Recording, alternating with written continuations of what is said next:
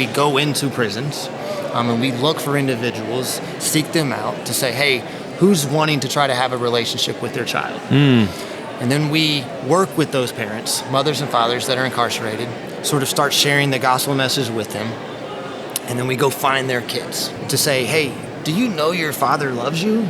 Do you know your mother loves you? And they don't. Yeah. They don't know that. They constantly are questioning, why would they do what they did if they loved me? They don't know their parent loves them, right? We bring them together and not bring them into the prison and then put them on a telephone and you have the plexiglass. Yeah. We work with the wardens to actually get them to open up the prison and we have a celebration. Yeah. You get that opportunity as a parent to, you bring the humanity back to the human that is behind bars. Yeah, dignity. Right. And allow them to touch, allow them to spend time, allow them to heal their family. We believe that you are strong by design, and you were made in God's image to have a strong body, mind, and spirit. You're listening to the #1 Strength and Health Authority podcast in the world. So let's get ready to unlock your potential and transform your life in today's episode. Well, here we are. We're still back at Rise Up Con. I'm sitting here with my good friend Jared, and I'm not talking about myself. I thought you were going to say my name. No, I'm here with my okay friend Chris and my good friend Jared. My best new friend. That's Jared. right. That's Jared, right. what's your last name? Moon. Moon. M-O-O-N? That's it. That's just cool. like the, Just like That's up, right. up in the the thing sky. up in the sky. I was hoping it was a girl's name like Haley, Why? because that's my last name. I mean, you guys That would already be- have the Jared connection. That's right. Like, That would be we don't tough. have to keep going. Actually, on Facebook, there's another guy named Jared Haley, and we became friends. And he actually went to Bible college the same time I did. Get outta Yeah, here. and was like, he was a tennis guy, and Does he have good hair? I don't know. I don't pay attention Do you anymore. have the This same was- birthday? No, that'd be really scary. It'd be really Yeah. scary. Actually, when the collider, and we split dimensions. Yeah, whatever. the collider. Yeah, whatever, I don't know.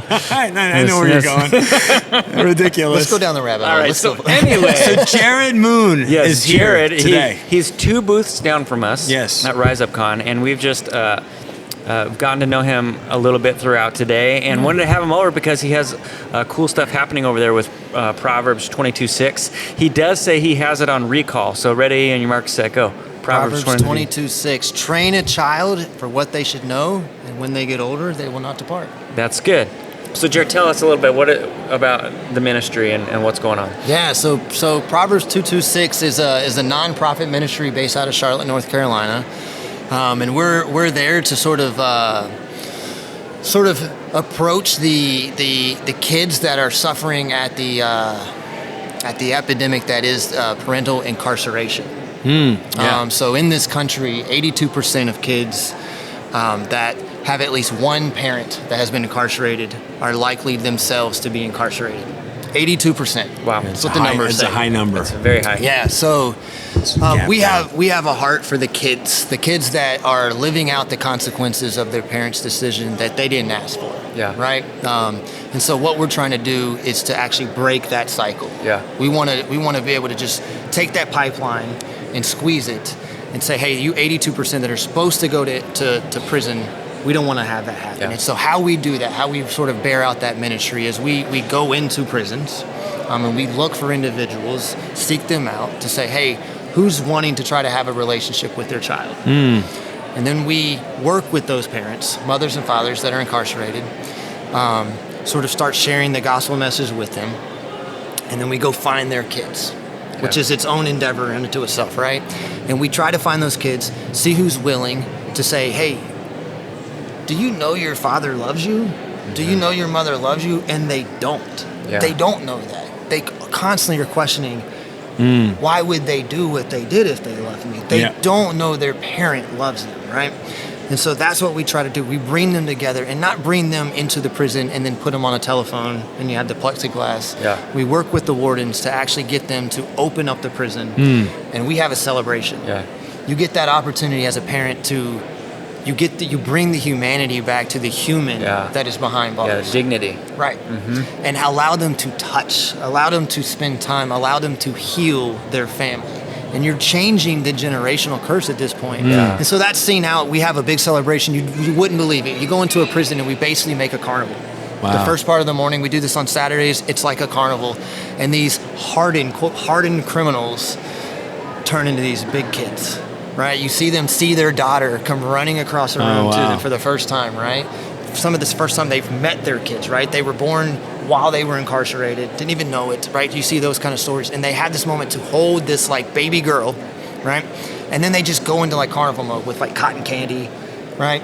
You know, we have some of the inmates will like just be manning the cotton candy booth, you know, and they're just having a blast. Yeah. They just have this moment to like just be human again in a space that just takes their humanity. Yeah, it's sad to think that, you know, I don't know what that must be like to have made such a bad decision at a younger age, oftentimes, right, in your teenage or early 20 year, and that bad decision, that choice has now affected you for decades. Yeah.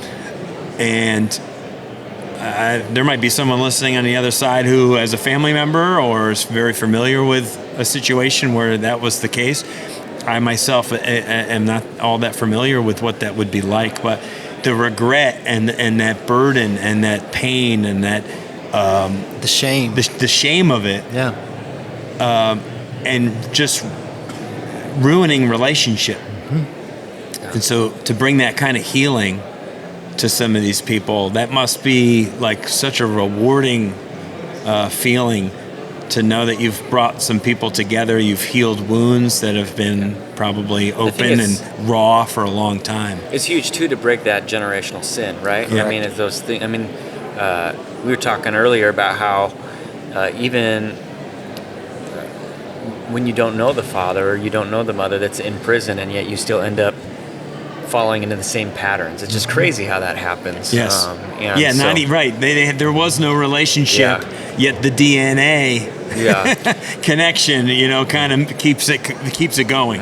Well, and when your parent's not there speaking truth to you, right, the way they're quote unquote supposed to, right? Yeah. Somebody else is, something else is, and that's what always ends up happening. And it's not, you know, it's not us, right? It really is God above softening those hearts. And that's the center of what the Saturday sort of event looks like, is we have the fathers and the mothers at this point write down and sort of write a letter to their kids.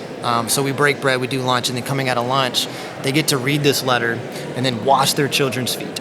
Oh, wow. And that's when they ask for forgiveness. Yeah. This gesture of service to their child, right? And we sort of even say there at this moment, it's this opportunity to say, hey, this isn't some 2,000-year-old story that like is lost in translation. In doing this act, you are keeping this gesture that dates back to Jesus alive. Wow. Right? And that is your moment to ask for forgiveness, and you're washing this feet. And at this moment, this inflection point, you will only speak truth to your child moving forward, right? Yeah. And that is the gospel message at the heart of it. Yeah. That is it, right? Yeah. And so these parents that have made the decision to say, you know what, I'm not my sin, I'm not my past, I'm not my mistakes. Jesus has already died for that. They get that realization and then get to pay it forward, if you will, to their child. That is living in the consequence of that. What's cool is that I know that you said that you're seeing transformation not just within individual families, but you're actually seeing transformation within prisons as a whole. For sure, yeah. So prisons have told us a lot. The wardens a lot of times say, hey, in this day and age, it's really hard to get just good staffing in the prisons at this point. They say there is a tangible difference in the culture of the prison after a Proverbs 2:26 Saturday. Yeah. And even beyond that, right? Just they've had inmates come and say, just anecdotally say, I don't want to lose out on the opportunity to reconnect with my child, right? Please stay away from me. Like, I'm not going to get into this altercation. I'm not going to do what is the prison dynamics at that point, right? Which is its own survival state, right? Yep. We've gotten that anecdotal evidence back, and then sort of the numbers bear it out. Our founder, Cyril Prabhu, he's a numbers guy, and he's been a data analyst his whole life, and so he's in the numbers, right? So that's where, like, when he learned about the 82%, he also grew up, he's an Indian man, grew up in India without a father. So this is near and dear to his heart as well. And he knows that curse. He knows what it looks like, and he he remembers that journey he had to go on. And but back to the numbers and what he says, 70% of incarcerated individuals that can get out, the stats say in this country, will be reincarcerated. Right. Mm-hmm. We, in Proverbs 2:26, those parents that have had sort of this heart change, we're like less than 4%. Yeah. Wow. Right? That's crazy. Like, That's a big. and it's not us. It's the simple moment of turning the families back to themselves, the parents to the kids, the kids to the parents. And that's the end of the Old Testament, right? Yeah. Where God says he will turn the families back, the parents back to the kids back to the parents. Yeah. Isn't that crazy? Wow. The importance of the family dynamic and the attack that is on the family dynamic that's happening. It's like, there's something to that. Right. The family Unit is under attack today more than it's ever been in our probably since 1776 and before that, when this country was first formed. And the ripping God out of everything for the last 100+ years and the destruction of the family is why we're seeing what we're seeing happen. For sure. The confusion, the attack on our children. It's really fascinating. But your service is pretty extraordinary. That it's using the prison experience and changing hearts. I love the scripture that says, what was intended for evil, God will use for good. Yeah. You know, and I just really see that through what you guys are doing. So I want to piggyback off of that. I feel like I'd be remiss if I didn't say this. The other part that sort of turning something to good. Last year we were able to get the state of North Carolina has sort of said, hey, we recognize the efforts that Proverbs 2:26 has done. It's been sort of a very effective rehabilitation program for us. And they actually gifted one of the prisons that has been shut down in that state. And they signed the deed over to Proverbs 2:26, gave it to us for $1. Yeah. Right? The numbers of that just don't add up, right? Right. But sort of transferred over this building that used to be done for evil, so to speak. That was this like dividing part for families. Yeah. Gave us that building, and we're now transforming that into a trade school. Yeah. Right? If you're gonna break that cycle, if they're not going into the prison system, where are these kids going, right? And so we feel like you need to, and so that's actually the mission behind it. We're trying to save 1 million kids from being incarcerated and get them to school, get them to universities. I think it's 42 states out of the 50 in this country have more prisons than universities. Yeah, I can't believe that. You said that earlier today, and I was like, wow, that didn't even compute. Have more prison beds than dormitory beds in colleges and universities. Yeah. Yeah. And so it's almost a statement. Wow. We could build this school anywhere, right? But to take a building and honestly redeem it. Right. Right? Sure. And then use it to then glorify God and give these kids the skills and the trade that they need to move forward in That's life. amazing. Cool. It's really cool. Well, people wanted to connect with you or wanted to connect with the ministry. What does that look like? Yeah, so you can always find us at proverbs226.org. We're always looking for individuals. One of the biggest things we say, we just need a team of people behind us just praying. Just praying for this mission.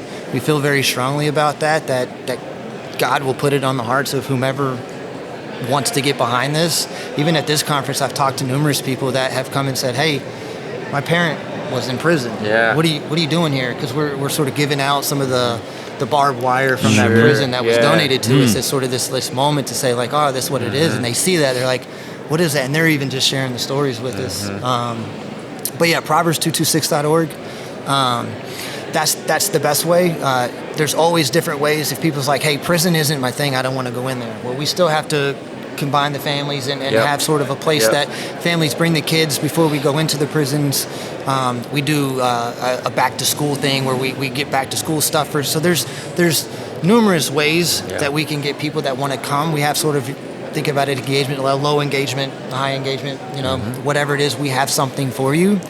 And the other part here, it's another reason why we're here. JC Films has made a movie about this.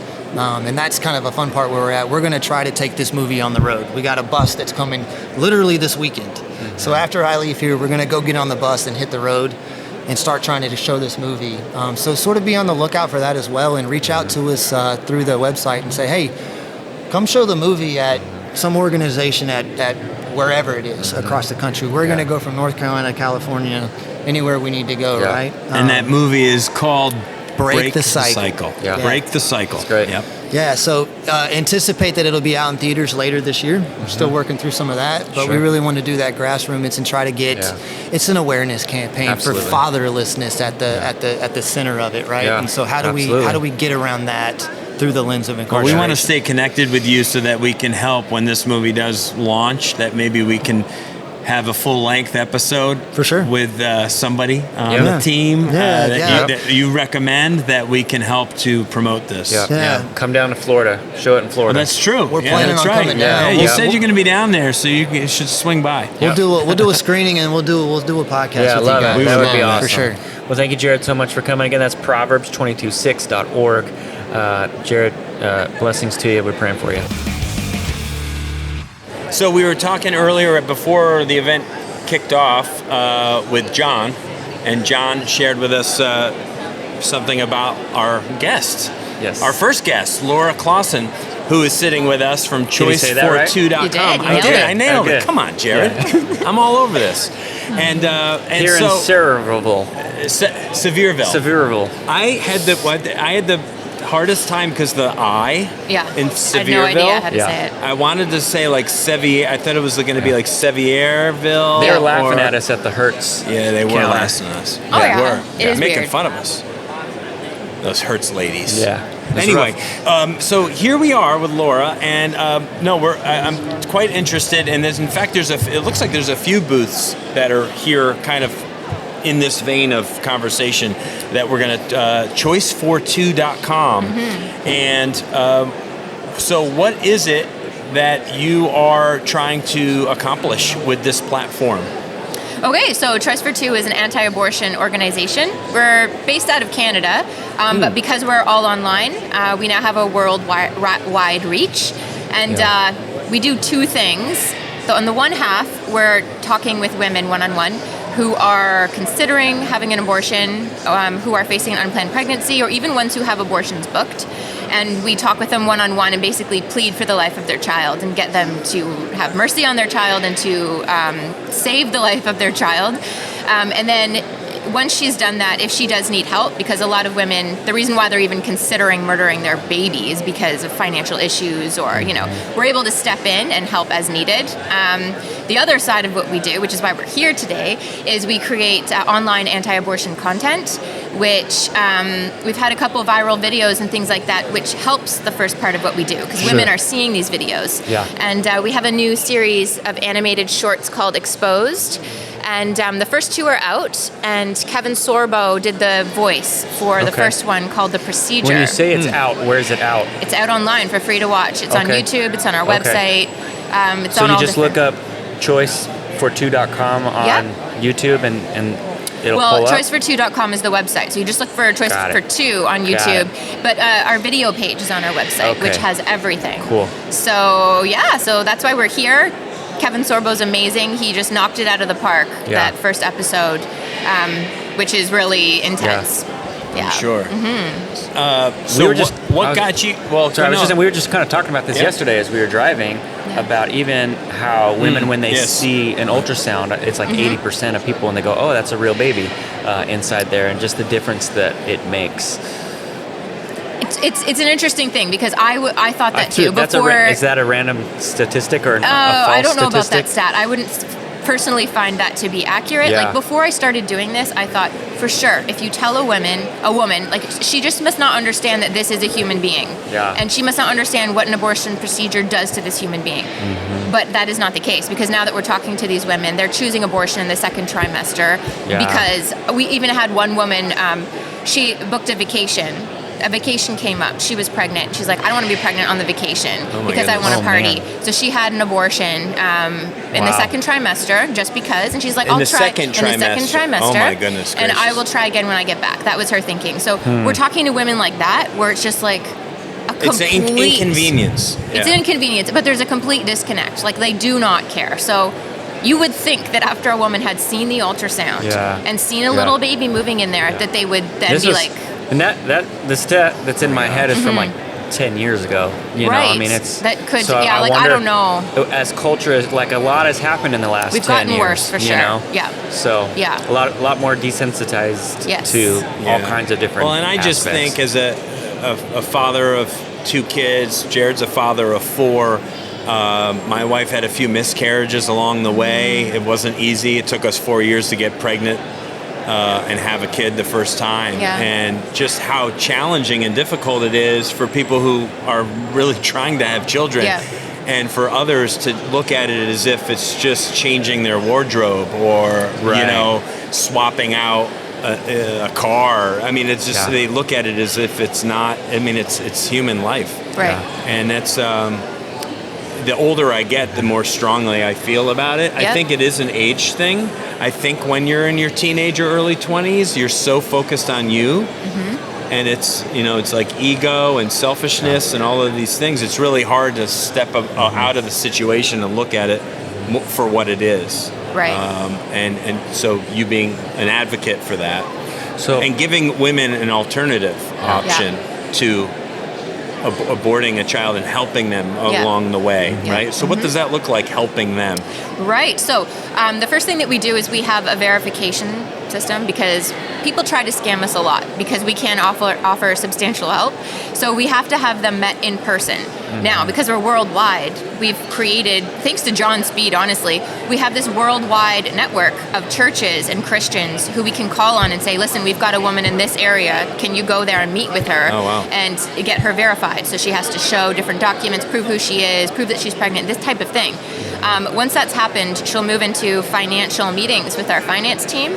They go over all of her things, because sometimes, honestly, some women, it's like if you just cut out eating at McDonald's every week, you actually can pay rent. Like it's as simple as that, right? So we're trying to help them to be able to take care of themselves. Now, they do get in situations where they do need help.